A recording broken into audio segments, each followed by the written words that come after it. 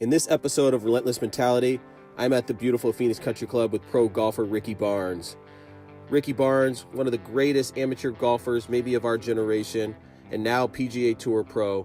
We talk about the struggles and ins and outs of having the grind of a round of golf, learning how to become a professional golfer from an amateur golfer, and ultimately what it takes to be successful on the PGA Tour. Tune into this episode. You won't want to miss it. Relentless, commonly defined as oppressively constant, determined, showing no abatement of severity, intensity, strength, or pace. I believe relentless is an ethos. You're not stopping until you get what you want. You're not taking no for an answer. No obstacle will deter you from your goals. Relentless mentality is where we get to tap into the mindset of change agents, leaders, and icons. My hope is that their stories will inspire and motivate others to transform their mentality in their profession, their personal life, and ultimately their communities.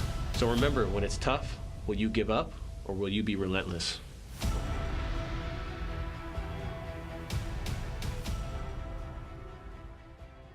Welcome to Relentless Mentality. I'm your host, Justin Bayless. I'm here with Ricky Barnes, PGA Tour pro. Ricky, welcome to the show. Thanks for having me. So, Ricky's from Stockton, California originally. He's a Wildcat. Yeah. Been on the PGA Tour now since 2003? No, been pro 2008. Since, been pro since 2003, yep. Pro since 2003. More recently, I mean, you've had success on the PGA Tour where you came in second. Everybody remembers that right out of amateur status, where you went against Tiger at the Masters and came in second at the U.S. Open the following year, right? In 2009, Yes. played with Tiger in 2003 in the Masters. Okay, yep. that's right. I'm mixing up the dates. But so take me a little bit through your childhood. I know your father's an athlete, being raised in Stockton, how you ended up in Arizona as a Wildcat, and kind of the progression through golf as a kid and as a teen. Yeah, kind of like normal kids growing up. You know, I played every sport. You know, parents put all the balls in front of me, whether it was soccer, tennis, football, basketball, golf, you name it, baseball. Played it all, you know, and then as you kind of progress through, you kind of weed out some sports maybe that you're not as good at or not starting, or so started off, you know, freshman year of high school, played all the, you know, still playing 3 sports, and then really by my sophomore year of high school, I was playing golf and football, and that was it. I know a lot of people say, when's the time that you realize, hey, golf might be a future? And mine was freshman year of high school. First time playing in my league championship, playing the back tees, shot 69. I'd probably only broken par once or twice, probably shooting 1 under. And I shot it in a tournament, won my league as a freshman, shocked myself. And right then the buzz started. You know, you start playing AJGAs that maybe take you out of your town or your Northern California Junior Golf Association. And then, like you said, then coaches start noticing you. I was fortunate. I had an older brother, 4 years older than me, that got a college golf scholarship to Arizona. So that was the biggest thing that probably got me to the University of Arizona over the other colleges that I was getting recruited by. But I was going to use all 5 of those recruiting trips, and I did. Yeah. But wouldn't have chose another place now that I, you know, went to U of A, played golf, had chances at national championships, and kind of shot and progressed my game, you know, to become a professional that I am today. Yeah. So we've been friends for years. I've never asked you this. So what did your dad say as a kid with his boys playing golf and him being an NFL player? Because that is, I bet he didn't imagine that would ever happen. My dad was a really good golfer, actually. So we got into golf. My parents were just members at just a local country club, Stockton Golf Country Club in Stockton. And he was a good golfer. He never hit balls, anything, but he was a 2 handicap. Like all growing up, scratch 1 or 2. Mom kind of played tennis. But the only thing, my dad actually liked us kind of playing golf. You know, loved playing football, coached freshman football at our high school. But I'll never forget, I played football, golf. I played soccer golf because I had a college golf scholarship coming next. And my dad never went into the soccer games. He'd always watch from outside the fence. He's like, I'm not going to go watch that boring sport that my son's playing. And so that was the only thing that he kind of, I guess, kiboshed that he was going to support. But no, I mean, my dad went to 8 straight Pac-10s, 8 straight regionals, and 8 straight national championships to watch my brother and I play straight in a row. Yeah, yeah. So, did he teach you the game? Is that how you learned, or did I think somebody else? No, my dad just put it in front of us. Okay. We were both pretty just athletic learning kids. We had kind of another guy just locally that would help us with our alignment, grip, and kind of rhythm. Okay. But didn't ever have like an exact teacher. My brother had more of one, kind of a mentor and teacher that was at a different club in Stockton, Elkhorn, a guy named Ty Kaplan. But myself, I kind of just watched my older brother and my dad and kind of went about that. And if I needed to get alignment and grip advice, I'd go to this pro. So, the brother dynamics, was he the older brother, you're the younger brother, picking on you, pushing you to be better, that type of thing, or? We had the age gap just enough, Yeah. 4 years. You know, if you have that gap where I'm in 8th grade, he's a senior in high school, you never cross it. A senior in college, senior in high school, never got into it really. You know, one time I remember, you know, nice solid one to the chin, but that was about it. Yeah. I mean, no bickering, never really competed against each other, because that gap, you know, especially with maturity and everything else, like he was always better than me, you know, until I probably became a freshman, sophomore in college. Then I was able to, you know, probably shoot consistently in the 60s. My brother turned pro, and I was always looking up to him to, oh, maybe I could turn pro one day. Yeah. So, transitioning U of A, you go down to Tucson. What was the biggest obstacle transitioning from home to U of A? Your brother went there, so it's probably an easier transition and so forth. But, you know, playing at that next level, you had a lot of success in college. What was that biggest obstacle? What did you have to learn when you started playing college golf? Yeah, just time management, you know. You had practice kind of every afternoon. You had to go to school early. If you wanted to go get the gym, you either had to get it before school, your classes, or probably after practice, you know, when it became dark out. So time management for sure. Fortunately, with travel and stuff, you had your coach, you know, hey, we're flying out at this time, be at the airport at this time, pick you up. He'd drive you to the golf course at tournaments. But being able to manage your spare time in college, it's so easy to get distracted elsewhere. You know, go out to eat a lot, go to the bars, you know, do all that stuff. So time management, you know, treat it like a job, because we are getting money to live, and kind of, it's your job. So treat it like one. Yeah. So you won the most prestigious amateur championship, right? Before you turned pro, is that correct? Yeah, so right after my junior year, I won the U.S. Amateur. Yep. So then my senior year, you know, missed a week of school in November to go play the World Amateur. In February, I played the Tucson Open, when they used to have the Tucson Open. In April, I missed a full week for the Masters. And then the summer led into, you know, exemption in the U.S. Open, British Open. And then shortly after, 3 weeks after the British Open, I turned pro in about late September of 2003. And what's been well, going back to that time period and even now, what's been the biggest transition becoming a professional golfer? You know, the show's about the relentless mentality and the obstacles. What is that for you that's been the biggest transition when you went from these different levels, and then honestly the pro levels, a whole different level than the college level? So tell me a little bit about that. Being such a good college golfer and amateur golfer, you know, you come out, you probably think you know more than you actually do, and then you have to learn to become a pro. You know, you learn how to manage your time in college, but the management of time in college is way different than a pro. You're booking your travel, you know where you're staying, you're driving the, you know, rental car or courtesy car around. Probably even more distractions at night, because there's no one cooking you dinner or a house to go back to. You're going to a hotel and you do need to go find somewhere to eat. That's the biggest thing. Now you have to go through the web.com to get to the PGA Tour. I had the opportunity, if I would have got through Q School right away, to go to the PGA Tour. I like that part of it, where they have to go learn to kind of become a pro to get to the PGA Tour. There's a little bit of me that still wishes maybe 5 guys have the opportunity to get their PGA Tour card just because they're good enough. But time management, I mean, you can't, you think you come out, you think you could play 8, 10, 12 weeks in a row. You can't. I mean, you talk about relentless mentality. Your mentality is, yes, I can play every week, my body's okay. But then you sit, you know, after those 8 weeks in a row, you're like, my mind's fried. I can't play for 2 or 3 weeks because I just need to gather myself. Yeah.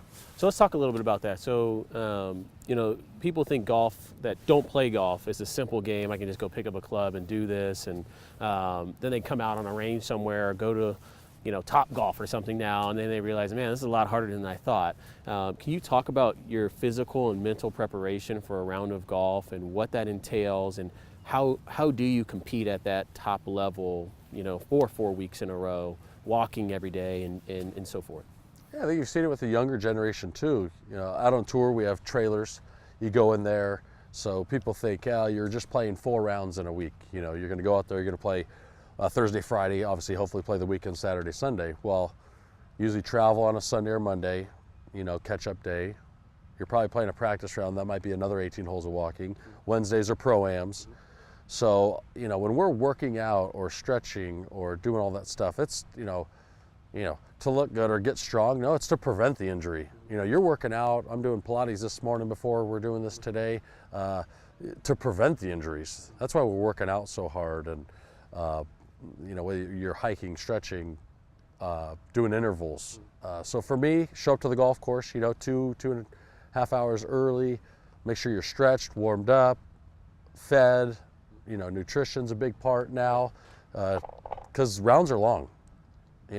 Obviously if you're one of the first couple groups, you can play in about 4 hours, but if you're at the back of the pack, it's 5 hours out there, on your feet, not letting your mind wander. So for me, getting there, make sure I'm warm and not thinking by the 3rd or 5th hole, man, I wish I was, warmed up a little bit more. Yeah. So what techniques do you guys do to not let your mind wander? How do you go through that routine in a long round with a gallery of people walking? It could be, I've seen you play in Asia and Malaysia where it's been 98 degrees with 90% humidity. How do you stay in it every single second and for the next shot? Yeah, I think if I ever get that, you try to walk a little slower. Maybe just ask your caddy a random question that might take you a minute just to talk with them while your playing competitor might be doing something. Or I feel like when I'm really, I shouldn't say use the word bored, but it's starting to wander, take drinks of water. We always have a bottle of water in our bag. Take some water, maybe snack on something. We always have snacks in the bag. So just stay busy. My mind can wander, whether it's a little, kind of ADHD or just being a golfer and athlete. Your mind's kind of always, active and on. So I always like to just take the distraction away by doing something else. So what's the best part of your game right now? What do you think is your biggest strength and what would be your biggest weakness? Over the past few years, you kind of always accumulate information.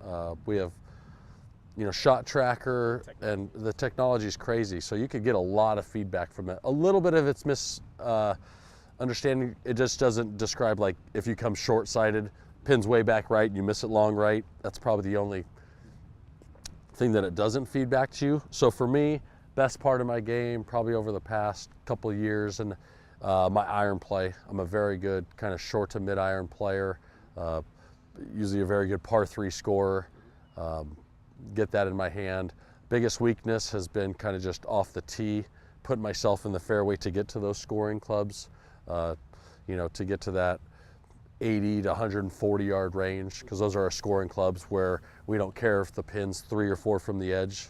We're still going to aim at the pin. Obviously you take certain situations into hand, but we're firing at those pins. So for me, off the tee, get more consistent with a 3-wood and driver, ball flights. But for me, for sure, and putting has come around. So, but iron play for sure. And if I could, I'm plenty long enough, get the ball in the fairway, then you score. So I was just going to ask you about that. So, you've always been known as one of the longer players on tour in terms of distance. Golf has changed so much since you joined the tour, and it's become really a much younger man's game, it seems. Week after week, you see these early 20-year-olds putting in wins, and you're no longer a spring chicken out there. So how has the game changed, and what are you guys doing as you get older and see this youth movement coming in to compete against these guys? Well, it's weird. You used to go to the range and work with your coach, and it wasn't a power game, a youth game. Since even I've been on tour, the average age has gone down almost 6 years. Wow. Yeah, it's crazy. You're getting all the 20-somethings coming out, a lot of the young 40 guys kind of moving out, or those, young 20s coming in, early 40s going out. So, then you see TrackMans and flight scopes on the range, and it's taught us kind of everything's ass backwards than where we grew up. We used to think, swing out right and the ball would or an open club face would hit a cut, but you actually close club face swinging left is a cut.